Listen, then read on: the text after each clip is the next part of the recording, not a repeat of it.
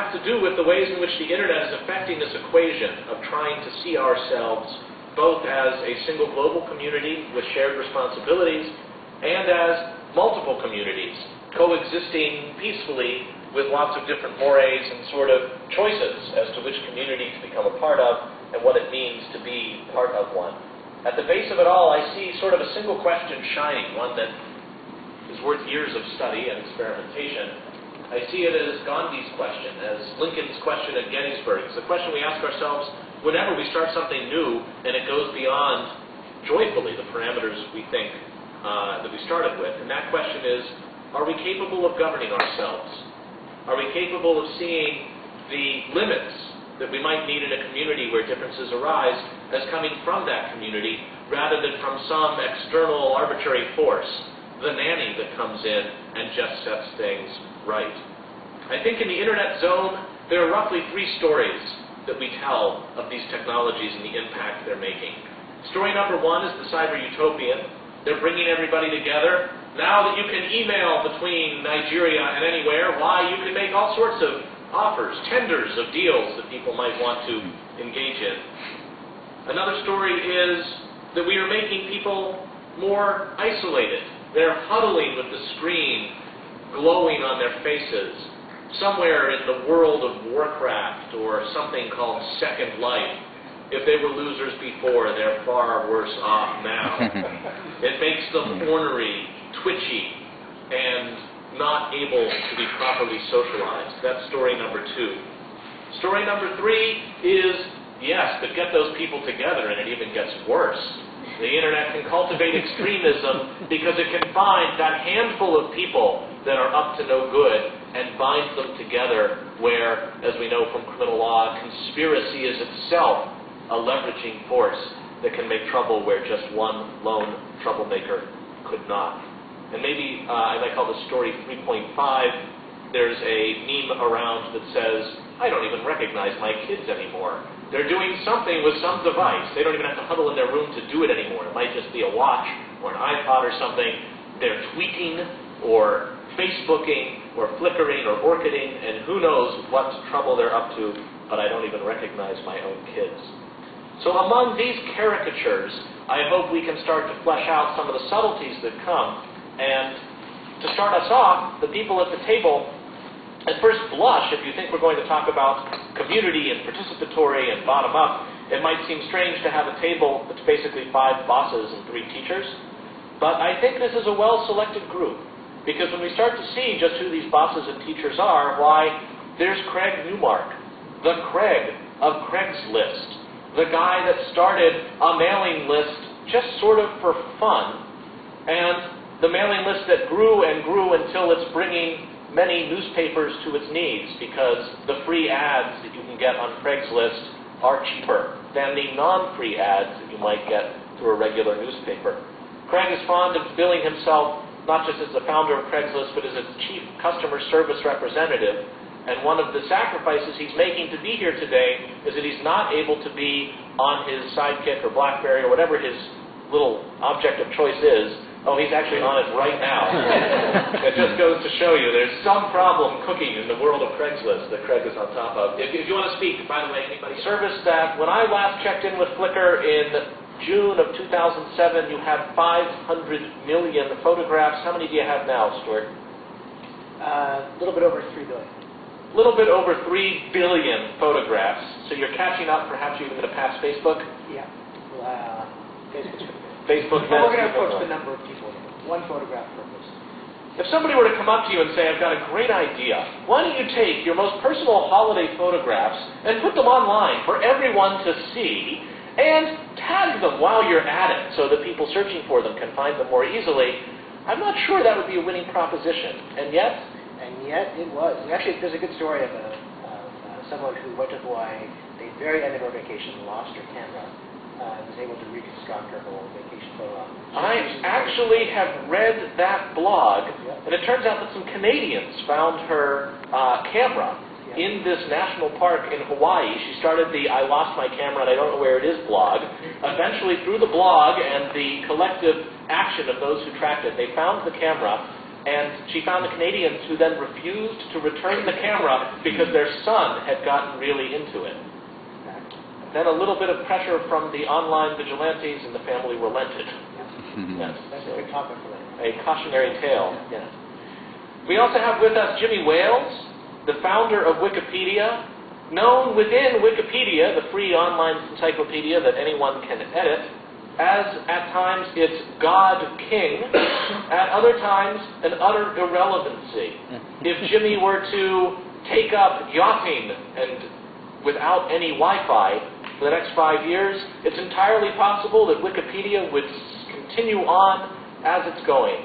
In other ways, though, when there's a certain dispute in Wikipedia, Jimmy can step in and say, democracy, great, but here's the answer, this is how it's going to be, now get back to work. So a fascinating blend that perhaps I've now misrepresented to an extent that Jimmy wants to say a little something himself. No, that's kind of sort of melodramatic, but kind of accurate.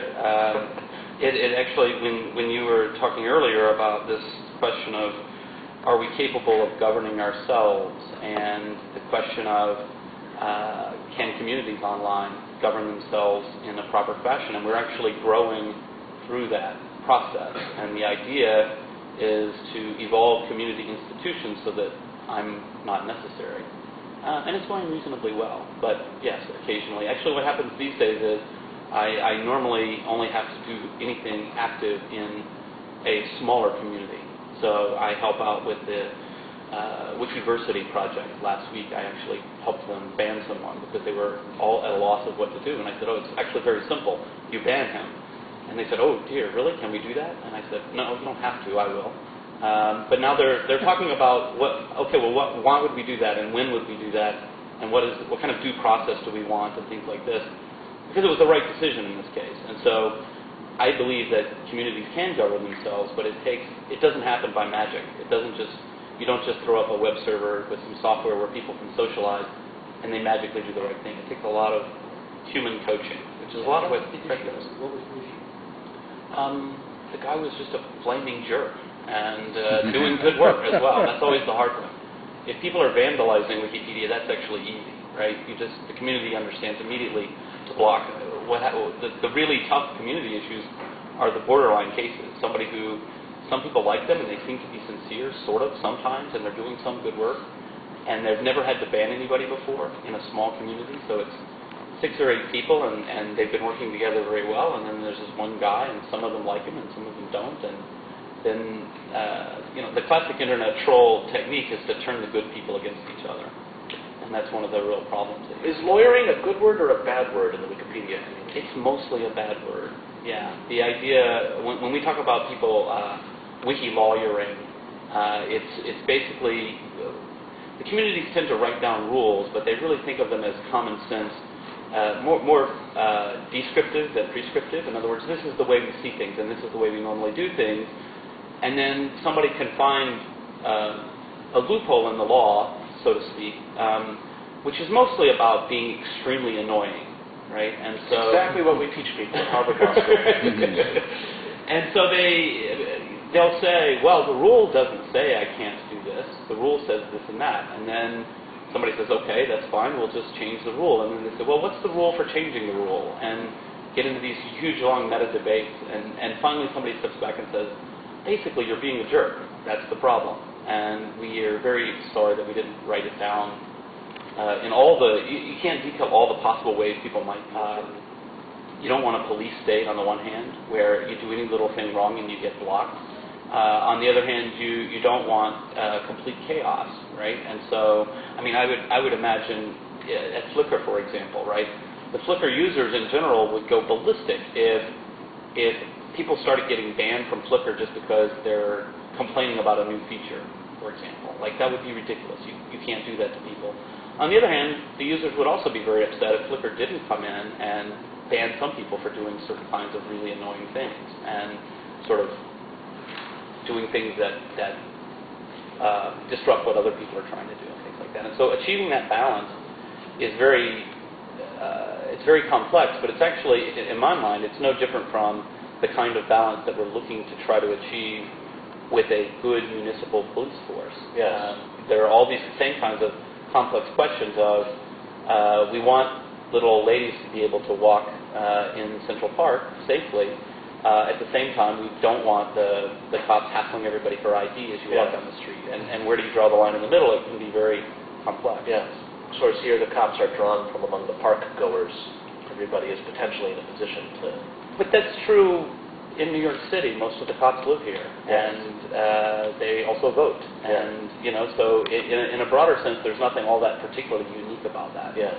So there's lots here to go off of. Let's bookmark this, how to maintain community discussion, and continue our introductions to get everybody into the conversation. Among the rest of our bosses here, we have Martin Versovsky, who is a serial entrepreneur, founded a number of companies, including Jazztel in Spain. But perhaps, and correct me if I'm wrong, Martin, most notable for the kind of conversation we're having here today is a company you founded called Phone, F-O-N, which allows people to take an internet connection, a broadband connection that they might have at their house or their business, hook up one of your little devices to it, a white box. And with the white box hooked up, their connection is now shared with the world. And when the world encounters it, they see a little screen, often that has you on it, that says, if you, member of the world, have your own white box, welcome, it's reciprocity time. And you can use my internet connection, and if I should ever be in Iceland or Ghana or wherever you are, I'll use yours. Or you can configure your box so that if the person doesn't have a box, they can simply pay €3 or something, get a day's worth of access. The money gets split between the person who has the box and Phone Inc. Fascinating idea with a totally uncertain legal landscape. I think some internet service providers were holding seminars called Phone, Threat or Menace. And Martin simply persisted. More phone boxes got out there. More Phoneros were coined. Billed very much as a community, not simply a business transaction. And as I understand it now, a number of internet service providers have decided that Phone might be a friend and have gotten themselves in on the deal. And if I sign up for broadband, I can now, from my broadband provider, become a Phonero. Am I missing anything there? No, that's a great description. We should have you actually tell a phone story at Phone. You do a great job. No, when we started, people thought we were like the peer-to-peer of the telco business, and we were saying that we were a telco built by the people. But then in the end, when we ended up teaming up with companies like British Telecom, who's now a Phone shareholder, or made deals with Time Warner Cable. So now we have actually Time Warner and Google, for example. We have Google as a shareholder. And things that in the net neutrality debate where nobody thought it would be possible to get the carriers and the content companies together, but we've done it because in the end we're all in this together. So Phone grows actually better in the rest of the world than the United States, and we're going to have to work harder in the States. There's less of a sharing mentality in the States we're discovering so far, and we have to understand a little why. Some of it has to do with the geography, that people in the States live further away from each other, and a lot of people live in places where they share the Wi-Fi nobody can connect to because the landscape of America is just more suburban, let's say. But some of the best places we have are like Tokyo or London and so on. But it's a similar effort in some way to Wikipedia or to Craigslist. It's the collaboration, it's the people who are installing these with the help of telcos or without the help of telcos, and they're building a global wireless network. Got it. Our last boss at the table, explicitly described as such, I guess would be Dr. Gino Yu. Gino, you are Mr. Creativity. How to harness the creativity of people in useful and interesting ways. You want to tell us a little bit more about what you do? It's a good segue.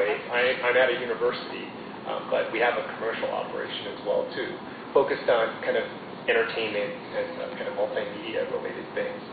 On the creativity side, we're really interested in looking at how people create the realities in their minds and how media impacts that.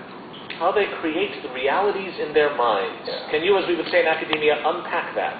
Well, that's actually the class that we teach, which is on recovering creativity, which is... I know the project has really had a roller coaster ride so far, and it'd be great to start getting into these community issues, and including to what extent the bases you have to cover to make this thing a success involve cultivating in these kids excellence, engagement, and ethical?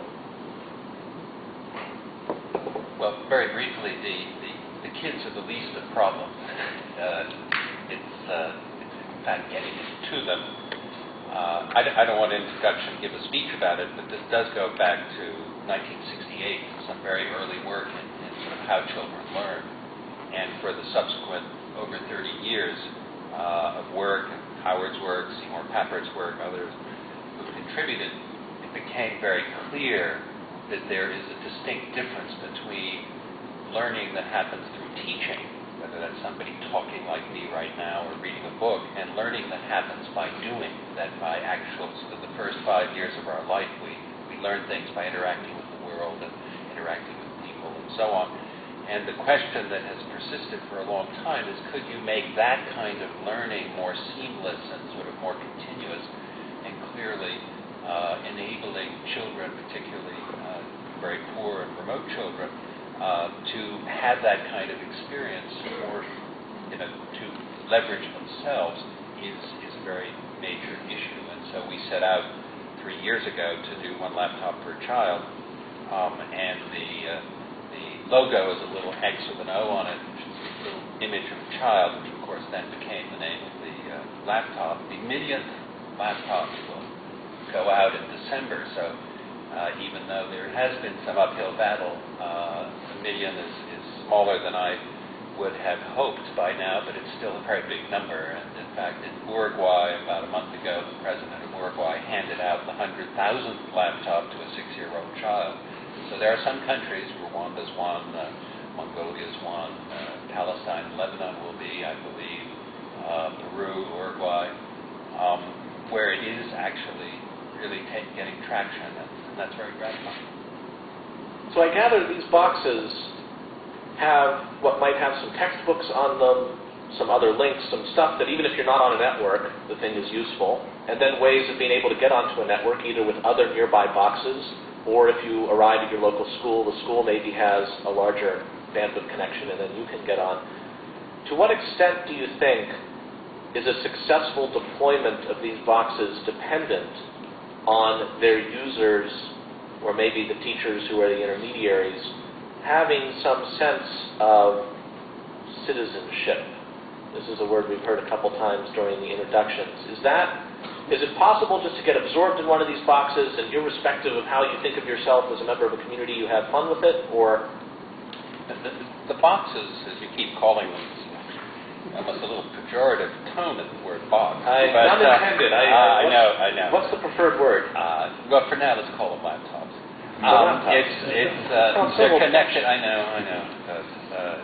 They have been designed specifically to be collaborative. In fact, one of them alone is not very useful. They are distributed in groups because the group is very important. In fact, we just sent one to Martin, where in fact I think we sent you two, so you'd have a small group at least of two, because they collaborate with their neighboring laptops, which in turn with the neighboring ones, and make a mesh. And that's really very important because one of the key idea in learning is that you do it collaboratively. And that's, in some sense, being a citizen, or at least part of a group. Between ages of 6 and 12, citizenry may be really limited to sort of your immediate peer group. And the peer-to-peer stuff is very important. It doesn't go just to an access point to the internet, then back again, and that you really do the peer-to-peer stuff. It's absolutely critical. Yes, Martin. No, I just wanted to say that, well, first thanks, Nicholas, for sending them to me. And I was playing with these laptops, and I think they're very, very different experience from what we are used to when we think of a laptop. And I recommend people just to try one, because the concept of peer-to-peer learning, I think it is very important. It is, and it's something that is very unexploited at all levels of education. There's a lot to learn from your peers, your other students, rather than these broadcasting teaching methods of professors. And I don't mean to say, Jonathan, that you're one of those, but I didn't think you did until you said that. that you just speak and other people. And when I also teach at the university in Madrid, Instituto de Empresa, And I have worked a lot on this concept, especially at the graduate level, of students not only teaching each other, but grading each other. I think that brought down to the laptop. It's pretty fascinating what the one laptop per child can do. Nicholas, would it be fair to ask, as we spend just one more beat on XO, of the problems you've wrestled with, including not just the logistical, more pragmatic or political problems of the project, maybe the more deeper conceptual ones, is there any that would be of interest to you to put out to this group, interesting people at this table, surrounding the table, that's still sort of unresolved in your mind that relate to success of the project or the community aspect of it?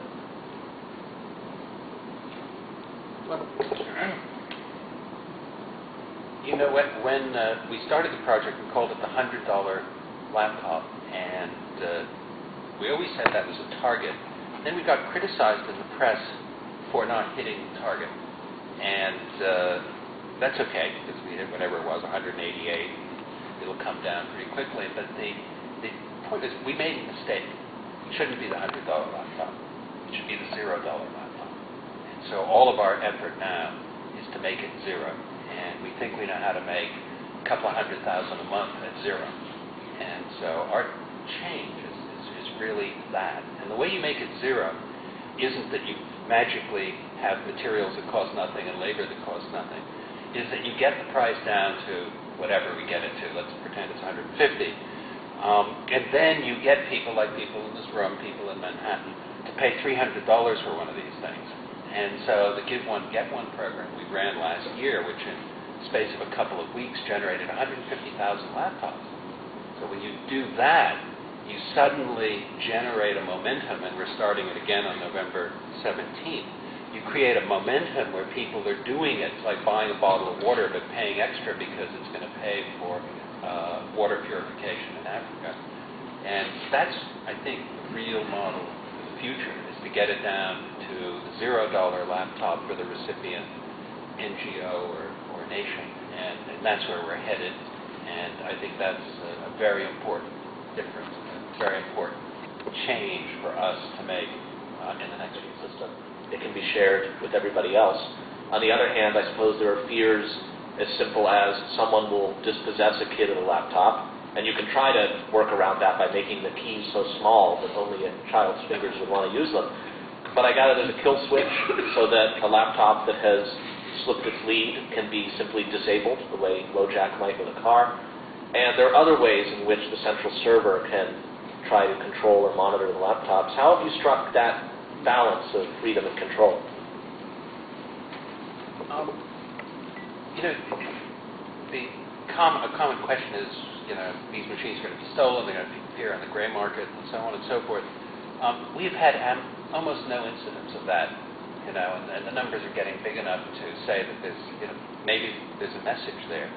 And the message is, I think that yes, there's all sorts of technology, and yes, we can remotely kill a machine and turn it into a brick, and we can do these things, but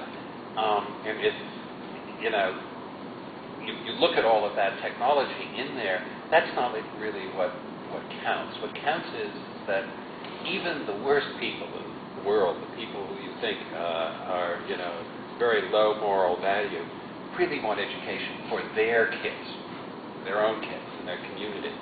And even in some of the roughest communities, they really protect the kids. And there's a little bit of sort of don't pee on your own doorstep, but there's also, you know, a community protection that happens. And in one case where a child's laptop was stolen, the other people were so outraged, and when they found it and so on, trust me, that person wouldn't touch another laptop again.